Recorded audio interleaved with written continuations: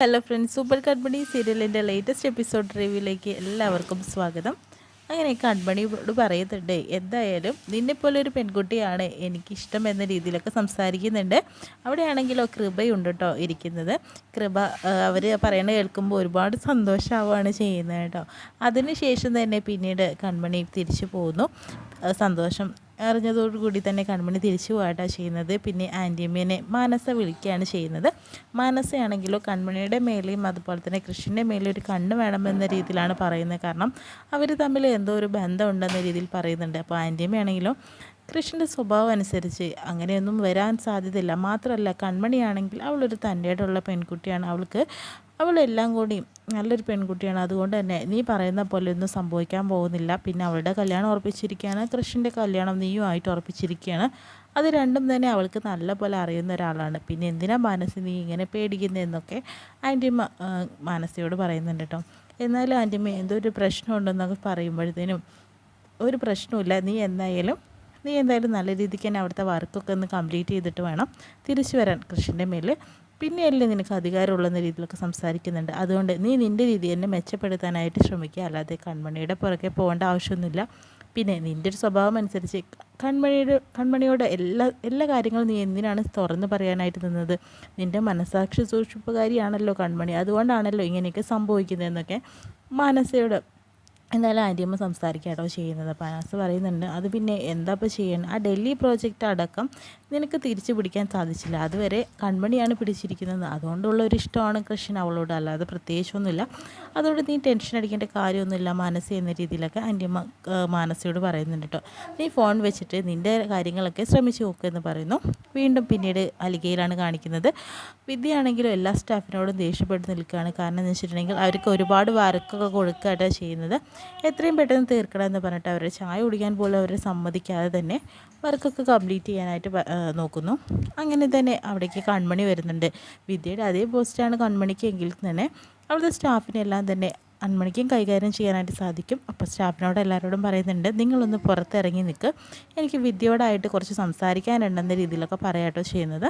അപ്പോഴത്തേനും thank you കൺമണി എന്ന് പറഞ്ഞിട്ട് എല്ലാവരും ഇറങ്ങി പോകുന്നുണ്ട് കേട്ടോ. എന്തിനാണ് നീ അവരെ വിട്ടത്? എനിക്ക് കുറച്ച് വർക്ക് തീർക്കാനുണ്ടായിരുന്നു, അത് മര്യാദയ്ക്ക് ചെയ്യാത്തതുകൊണ്ടാണ് അവരെ ഇവിടെ പിടിച്ചു നിർത്തിയിരിക്കുന്നത്. നീ അവരെ പറ്റിക്കാനായിട്ട് നോക്കുകയാണെന്ന രീതിയിലൊക്കെ വിദ്യ ചോദിക്കുന്നുണ്ട്. ഞാനും അവരുടെ മേൽ തന്നെ, അവരുടെ മേലുള്ള ഉദ്യോഗസ്ഥൻ ഞാനും കൂടിയല്ലേ, അതുകൊണ്ട് നിനക്ക് മാത്രം അവരെ അധികാരത്തോടുകൂടി ഭരിക്കാൻ ഞാൻ സമ്മതിക്കില്ല എന്നൊക്കെ പറഞ്ഞു കൊടുക്കുക കേട്ടോ ചെയ്യുന്നത്. അതിനുശേഷം പിന്നെ നീയാണോ മാനസയുടെ ആ കാര്യങ്ങളൊക്കെ വിളിച്ചിട്ടുണ്ടിരുന്നത്, എന്ത് കാര്യമാണെന്ന രീതിയിലൊക്കെ നമ്മുടെ വിദ്യ ചോദിക്കുന്നുണ്ട്. ഞാനും ക്രിസ്സാറും കൂടി അലികയിൽ അന്ന് നൈറ്റ് ഇവിടെ ഉണ്ടായിരുന്നെന്ന കാര്യം നീ മാനസമേടതോട് വിളിച്ച് പറഞ്ഞല്ലേ എന്ന് ചോദിക്കാട്ടോ ചെയ്യുന്നത്. അത് നീ തന്നെയല്ലേ എന്ന് ചോദിക്കുന്നുണ്ട്. അപ്പോഴത്തേന് വിദ്യ പറയുന്നുണ്ട്, ഞാനൊന്നല്ല എന്നൊക്കെ പറയുകയാണ്. നീ അല്ലേ എന്ന രീതിയിലേക്ക് പറയുമ്പോഴത്തേനും അവിടെ കത്രിക ഉണ്ടായിരുന്നു, കത്രിക എടുത്തിട്ട് കഴുത്തിന് പിടിക്കുകയാട്ടോ ചെയ്യുന്നത്. അപ്പോഴത്തേനും പറയുന്നുണ്ട്, ഞാൻ തന്നെയാണെന്ന് പറയുന്നു. പിന്നെ ആ വീഡിയോ അയച്ചതും നീ അല്ലേ മേഡത്തിനെന്ന് പറയുമ്പോൾ അതും ഞാനാണ്, ഇനി മേലാ നീ ആവർത്തിക്കുമെന്ന് ചോദിക്കുന്നുണ്ട്. അപ്പോൾ ഇല്ല, ഞാൻ അതിനി ഒരിക്കലും തന്നെ ആവർത്തിക്കില്ല എന്നൊക്കെ വിദ്യയും പറഞ്ഞു കൊടുക്കാട്ടോ ചെയ്യുന്നത്. ആവർത്തിച്ചിട്ടുണ്ടെങ്കിൽ എന്നെ നിനക്ക് നല്ലപോലെ അറിയാലോ, എൻ്റെ കയ്യിൽ നിന്ന് കിട്ടിയതൊന്നും നീ മറന്നിട്ടുണ്ടാവില്ലല്ലോ ഒരിക്കലും.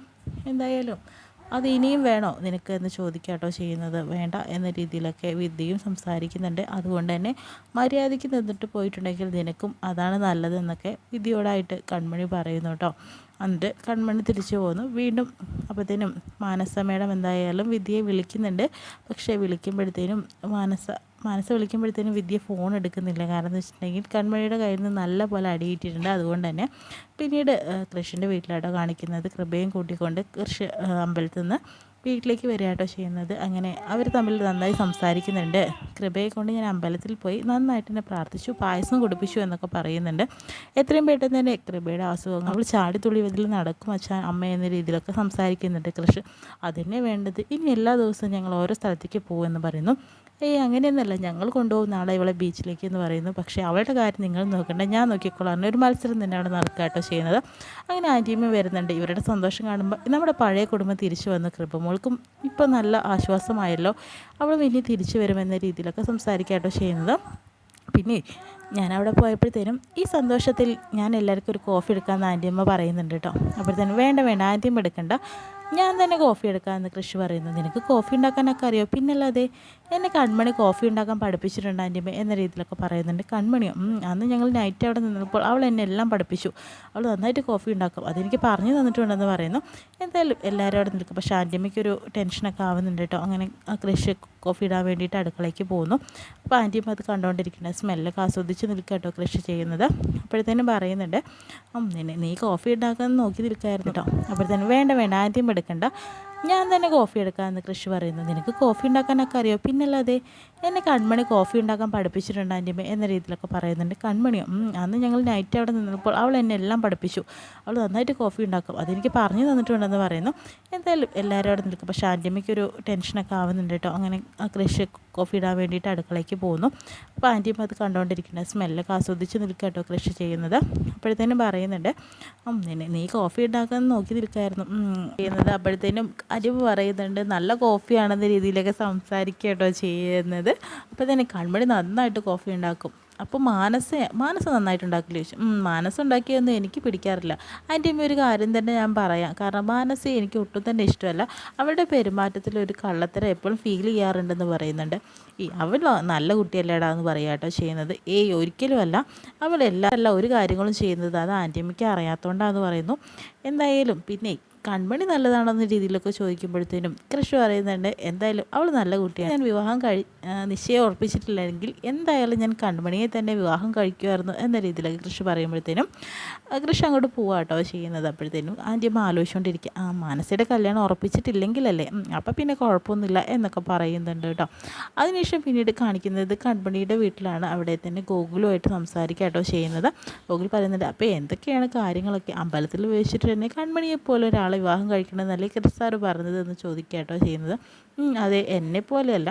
അപ്പോൾ അതിൻ്റെ അർത്ഥം എന്താണെന്ന് ചോദിക്കുമ്പോഴത്തേനും അതിൻ്റെ അർത്ഥം എന്താ, അപ്പയെ തന്നെ എന്ന് പറയുക കേട്ടോ ചെയ്യുന്നത്. എന്നെ പോലത്തെ ഒരു കുട്ടിയാണ് വേണ്ടത്, അല്ലാതെ ഞാനല്ല എടാ എന്ന രീതിയിലൊക്കെ ഗോകുലിനോട് സംസാരിക്കുകയാണ്. അതൊക്കെ അപ്പയ്ക്ക് തോന്നുന്നതല്ലേ. അപ്പം എന്തായാലും സാർ എന്നെ കല്യാണം കഴിക്കുക എന്ന രീതിയിലൊക്കെ ഗോകുൽ സംസാരിക്കുന്നുണ്ട്.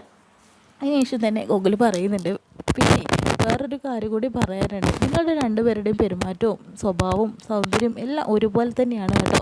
രണ്ടുപേരും കണ്ടാൽ നല്ല ക്യൂട്ടാണ്, പക്ഷേ ദേഷ്യം വരുമ്പോൾ രണ്ടാളും നന്നായിട്ട് തന്നെ ദേഷ്യപ്പെടും എന്ന രീതിയിലൊക്കെ ഗോകുൽ പറയുന്നുണ്ട്. നിനക്ക് അതൊക്കെ തോന്നുന്നതാണ്, പിന്നെ എല്ലാ സ്വഭാവങ്ങളും ഒരേപോലെ ആകുമ്പോഴത്തേനും നിങ്ങൾ രണ്ടുപേരല്ലേ ചേരേണ്ടതെന്ന് പറയുന്നു. അതൊക്കെ നടക്കുമോ ഗോകുൽ? തീർച്ചയായും നടക്കുമെന്ന് പറയുന്നു. അപ്പോഴത്തേനും വരുൺ വിളിക്കുന്നുണ്ട് കേട്ടോ. വരുൺ വിളിക്കുമ്പോഴത്തേനും വരുണാണ്. ഇതെന്തിനാണ് വിളിക്കുന്നത് എനിക്ക് മനസ്സിലായി, എന്തിനാണ് അപ്പം ഞാൻ ചോദിക്കുന്നുണ്ട്. ഞാൻ എല്ലാ കാര്യങ്ങളും അച്ഛനോട് തുറന്ന് പറഞ്ഞിട്ടുണ്ടായിരുന്നു, വരുണിൻ്റെ അച്ഛനോട്. എന്തൊക്കെ സാറ് അപ്പേ താലി കെട്ടിയ കാര്യം എന്ന് ചോദിക്കുന്നുണ്ട്. അതല്ലടാ ഗോകുൽ, ഞാനാണ് വരുണിനെ തല്ലിയ കാര്യങ്ങളൊക്കെ പറഞ്ഞിട്ടുണ്ട്. അപ്പോൾ എന്താ അവർ പറഞ്ഞത്, അത് അറിയിക്കേണ്ടത് തന്നെയല്ലേ എന്ന് പറയുമ്പോൾ അവർക്ക് എന്താ പറയുന്നത്, അവരൊരു പാവമാണെന്ന് തോന്നുന്നു. പക്ഷെ വരുണാണെങ്കിലും എന്നെ എപ്പോഴും ടോർച്ചർ ചെയ്തുകൊണ്ട് നടക്കുകയാണ്. വരുണുമായിട്ടുള്ള കല്യാണത്തിന് ഒട്ടും തന്നെ